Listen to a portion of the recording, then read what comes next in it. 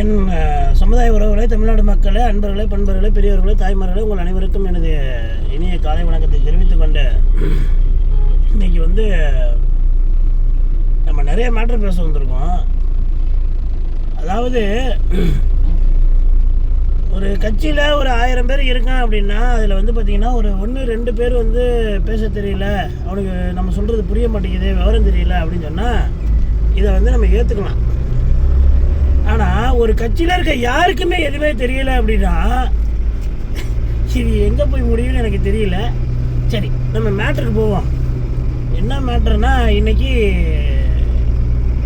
மன்னன் வாய்ஸ் அப்படிங்கிற சேனலு, அந்த யூடியூப் சேனலில் இன்றைக்கி காலையில் ஒரு தகவல் போடுறாங்க. என்ன போடுறாங்க அப்படின்னா, அதாவது இசக்கிராஜ் அண்ணன் முத்தையா தேவரை பற்றி இன்றைக்கி பேசுனதுனால இன்றைக்கி ரொம்ப வைரலாக போய்கிட்டு இருக்கு.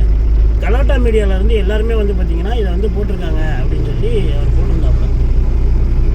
கலாட்டா மீடியாவில் போட்டு பார்த்து தான் நானுமே அதுக்கு எதிர்குரல் கொடுத்துருந்தேன். முத்தையா தேவர் நம் இனத்தை சேர்ந்தவர், அவரோட படத்தை ஓட விடாமன்றதுக்காக இது மாதிரிலாம் பண்ணாதீங்க, அவரை பற்றி பேசுவது தகுதி இல்லை அப்படின்ற மாதிரி நிறைய நம்ம பேசியிருந்தோம். அதற்கு சில எதிர்ப்புகள் அவர் சைடில் இருந்து நமக்கு நிறைய பேர் கால் பண்ணியே பேசினாங்க. நான் இன்றைக்கி அவர் பேசுகிற பேச்சு உண்மையிலுமே பெரிய சிரிப்பு தான் எனக்கு தோணுது.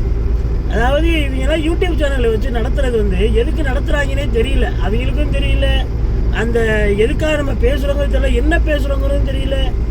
அந்த சேனலில் அதாவது முத்தையா தேவர் எடுக்கிற படங்கள் எல்லாமே சமுதாய படங்களாகவே இருந்தாலுமே எல்லாத்தையும் ரவுடிப்பெல்லாம் காட்டுறான், வெட்டுறான், குத்துறான், இப்படி தான் காட்டுறாரு. ஆனால் தேவர் மகன் ஒரு அருமையான படம், அந்த மாதிரி நம்ம படத்தை எடுக்கணும். ஒரு இது முத்துராமலிங்க சிலைக்கு கீழே பார்த்தீங்கன்னா முத்துராமலிங்க மேலே கீழே வரைக்கும் காட்டுறாங்க, காட்டி கீழே அருவாள் சட்டு போட்டு அப்படியே இப்போ படத்தோட பேரை போட்டு முடிச்சிடுறாங்க.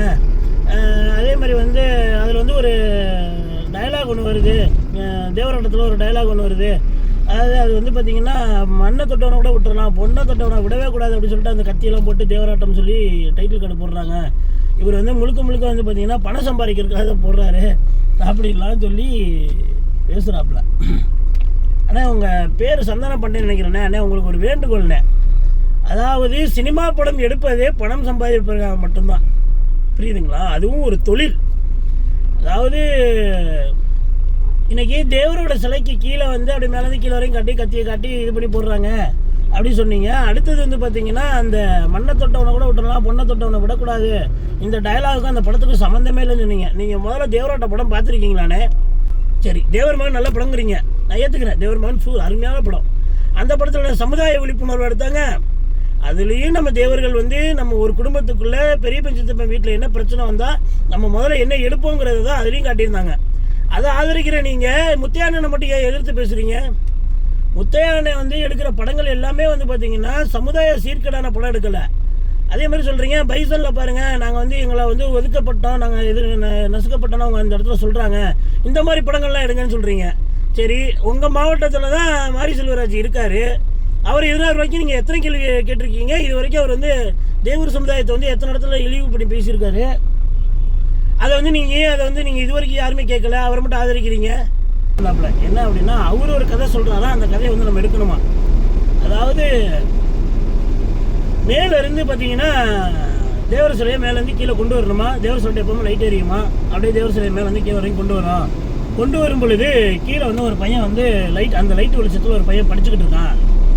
அந்த மாதிரி அது போயிட்டு இருக்கும்போது பார்த்தீங்கன்னா திடீர்னு அந்த ஊரில் ஒரு ஜாதி கலவரம் ஏற்படுது. அந்த ஜாதி கலவரத்தில் எல்லாரும் மேலேயும் பிசிஆர் கேஸ் போடுறாங்க, பொய் பிசிஆர் கேஸ் போடுறாங்க.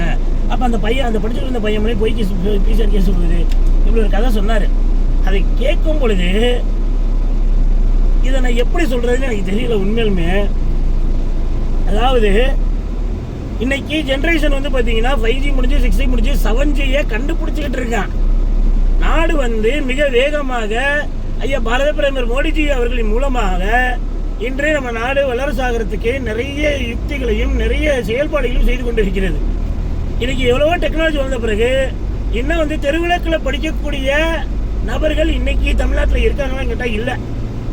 ஏன்னா அட்லீஸ்ட் அவங்க வீட்டில் ஒரு 2 வீலராக நிற்கிது, அந்த 2 வீலர் லைட்டை போட்டு கூட படிக்கலாம், ரைட்டா? இன்னைக்கு கரண்ட் இல்லாத வீடே கிடையாது. அப்படி ஒரு குக்கிராமத்தை எங்கேயுமே நம்ம இது வரைக்கும் தமிழ்நாட்டில் உருவாக்கலை, புரியுதா? ஏன்னா அந்த அளவுக்கு பாரத பிரதமர் மோடி ஐயா அந்த மாதிரி விடவும் இல்லை, கிராமங்களுக்கு மெயினாக விவசாயிகளுக்கு எல்லா விஷயமும் போய் சேரணும் தான் அவர் கொடுக்குற திட்டத்தை தான் இங்கே இருக்கிற தலைவர்கள் எல்லாமே நான் அதை செஞ்சுட்டு இதை நான் வாங்கி கொடுத்தேன், நான் அதை வாங்கி கொடுத்தேன்னு பெருமை சொல்லி தெரிஞ்சுக்கிட்டு இப்போ பெருமை பற்றிட்டுருக்காங்க. புரியுதா உங்களுக்கு? ஸோ நம்ம வந்து நீங்கள் சொல்கிற கதையெல்லாம் படம் எடுத்தால் அம்மன் ஜல்லிக்கு பிரோஜனம் ஆகாது.